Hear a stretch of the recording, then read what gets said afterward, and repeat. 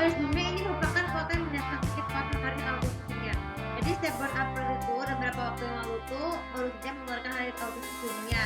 Jadi tujuannya untuk memunculkan hubungan autis itu tidak mudah bagi orang lemah. Tapi masyarakat anak-anak autis itu juga memiliki kesempatan tinggi untuk bekerja, tidak boleh memandangkan orang lain dan juga untuk membelah keadilan ya.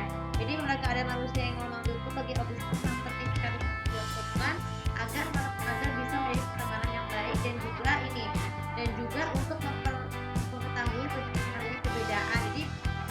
Jadi autisme bukanlah halangan untuk menjadi gagal, tapi malah menjadi sukses. Nah, berkaitan dengan itu dan tidak boleh takut menyerah. Maka dari itu topik konten kali ini kita menjelaskan tentang bagaimana cara memasarkan binatang. Jadi ya, binatang pengganggu rumah itu ada kucing, tikus, lalat, kecoa. Itu kenapa bisa berbahaya sekali, terutama binatang lainnya, karena kan gini, kalau misalnya ada kucing itu bisa menimbulkan bau bangkai itu misalnya kucing yang bukan peliharaan ataupun tikus yang berasal dari mana, atau bisa menyebarkan bangkai tikus. Dan tidak hanya itu juga, binatang lalat itu juga menyebarkan makanan walaupun tidak tutup saja, tapi tetap aja bisa menyebarkan makanan.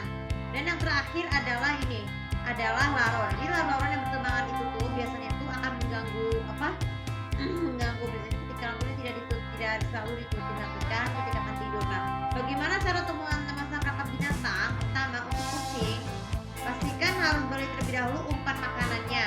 Jadi umpan makanan kucing yang harus disarankan adalah ikan, tapi jangan bukan kami, tapi ikan yang belum matang, supaya kucing itu bisa digunakan. Tapi syaratnya itu ikan itu harus taruh di luar, bukan di dalam, supaya telur kucing tidak masuk ke dalam rumah. Kemudian yang untuk binatang tikus, belilah sedikit keju, tapi keju disarankan itu adalah keju mentega ya, bukan keju biasa. Tapi keju mentega atau untuk yang saus keju itu caranya dengan menggunakan mangkok bekas, dan itu supaya tikus itu bisa makan. Dan jangan lupa itu pasang di bakaran supaya masuk di rumah.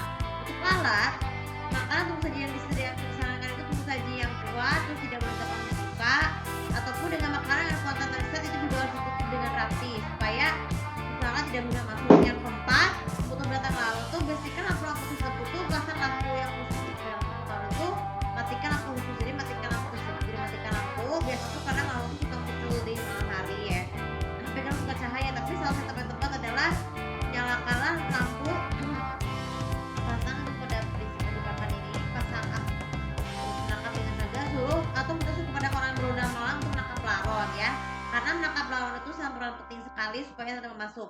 Yang kelima, ketika kucing sudah ditangkap, misalnya makan tikus, pastikan jangan lupa bawa kucing itu keluar. Jangan lupa juga bersihin juga mangkok-mangkok beserta buang ikan yang sudah habis oleh kucing ya, karena misalkan kalau kucing binatang itu kan suka kenyang banget, jadi taruh saja makan itu ke dalam itu supaya serahkan saja setuju kepada menjualkan tempat peliharaan. Kalau yang keenam, untuk menangkap tikus, pastikan buanglah tikus tersebut kalau sudah menjadi bangkai ya dari luar itu ke dalam tempat sampah, atau kalau bisa, kalau untuk tikus yang ternyata sudah ditangkap itu buang saja ke tempat yang tidak bernafas seperti penampungan sampah. Yang kedelapan, untuk nanti kalau ada satu tangkap, pastikan alat tersebut dibuang ke tempat sampah, yang ke toilet ataupun tempat sampah, tapi dengan harus diserahkan dulu pada kondisi dengan tempat sampah sebagai tempat sampah saja lebih baik daripada tempat penampungan sampah yang tadi tikus itu ya, karena tikus itu kan penyebar virus. Dan yang terakhir sekali, itu binatang lalat jika kalau bisa ketangkap, pastikan bawa tersebut ke dalam air ya, taruh tersebut ke dalam air untuk kemudian dibuang ke dalam selokan supaya laut tersebut bisa bersih dari kontaminasi jadinya air sungai ya, bukan air sungai sih, air kubah kan kotor, ini bisa terkontaminasi dengan air kubahan ya. Sebenarnya apa sih kesimpulan dari vlog ini? Jadi kesimpulan dari vlog ini adalah supaya kita bisa menjaga rumah dari kebersihan rumah dari binatang kayak ini jika beruntung. Bagi yang memelihara peliharaan seperti kucing atau hamster, pastikan jaga dulu kebersihan kandangnya. Dan kalau bisa jangan menaruh kucing peliharaan di luar, sebaiknya taruh di gudang supaya ada lebih nyaman untuk istirahat dan tidur. Oke teman-teman, kali ini sudah bisa bermanfaat, dan jangan lupa seperti biasa kalau aku suka tahu bagaimana dari kalian untuk